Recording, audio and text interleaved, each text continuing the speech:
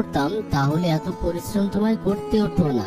এটা তো আমার শখের কাজ, আমার রোজ নতুন নতুন জামা বানাতে ভালোই লাগে। হ্যাঁ মা, তোমার বানানো জামা এই বনে সবাই ভীষণ পছন্দ করে। তা অবশ্য ঠিক, তুমি খুব সুন্দর সুন্দর জামা বানাতে পারো। টুনি, আমাদের বিয়ের কার্ড, সামনের শুক্রবার আমাদের বিয়ে। সত্যি বলছো এগুলিনি আন্টি? কি মজা কি মজা, এগুলিনি আন্টির বিয়েতে যাব।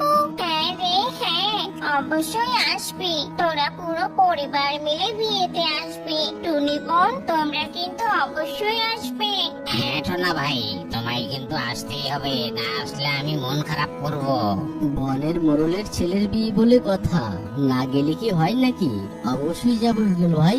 আমরা একটা প্রতিযোগিতার আয়োজন করেছি বিয়ের অনুষ্ঠান উপলক্ষে, তোমরা অবশ্যই অংশগ্রহণ করবে।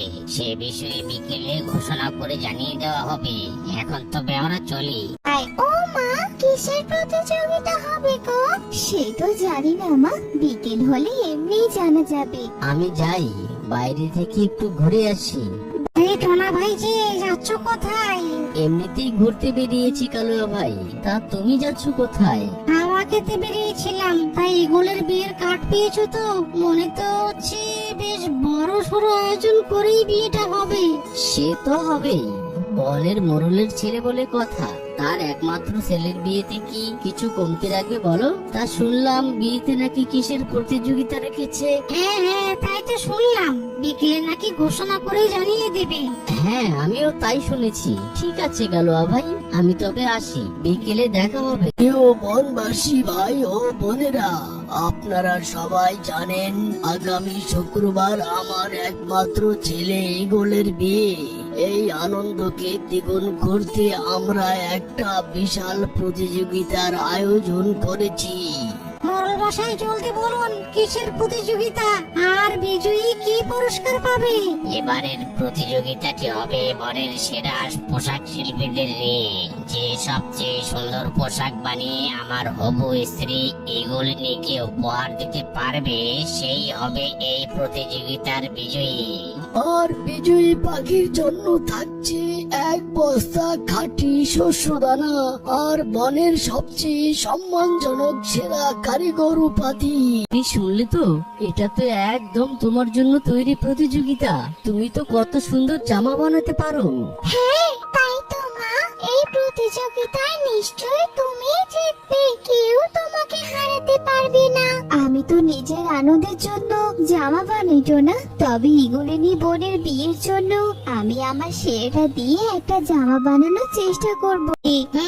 টুনি তো বনের মধ্যে সব থেকে ভালো কাজ জানে, ও প্রতিযোগিতায় থাকলে তো অন্য কেউ জেতার সুযোগই পাবে না, কিছু একটা তো করতেই হবে।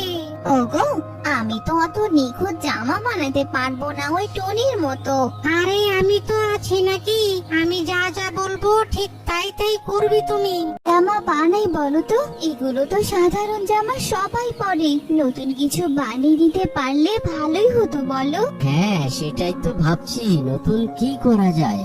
মা, ফুলের জামা বানালে কেমন হয়?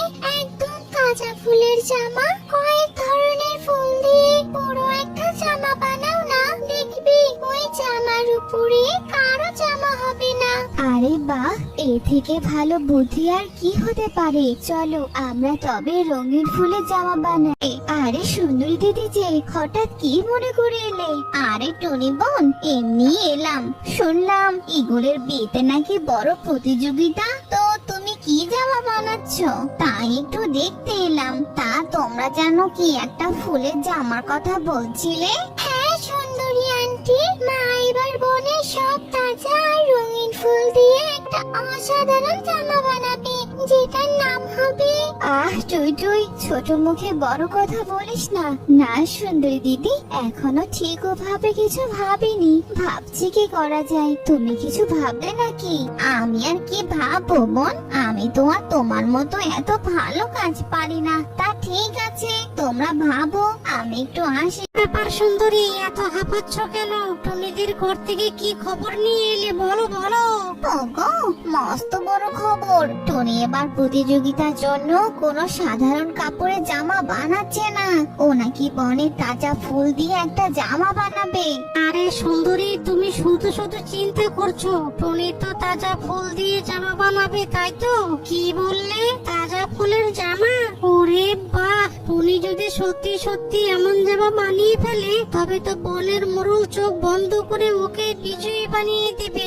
তবে এখন আমরা কি করব গো?